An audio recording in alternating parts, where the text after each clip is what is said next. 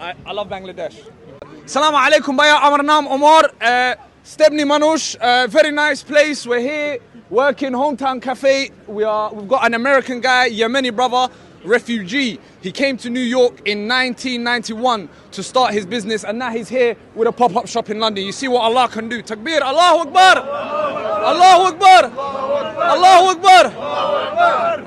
What's going on here? What's going on here? Currently, we've got a pop-up going on with a brother from America called Raw Money One on Instagram, the Ocky way. And we've got a shop here called Hometown, chopped cheeses across the Atlantic, coming together, synergy. Okay. And the people are here on the line. Queue. What's for? Initially, I thought everyone was free food. No, I thought everyone was here to meet me, but apparently that's not the case. So what's happening is they're looking for a brother called Adam Saleh. I don't know who Adam Saleh is. We have an Adam and a Saleh, but we tried to put them together, but it wasn't good enough.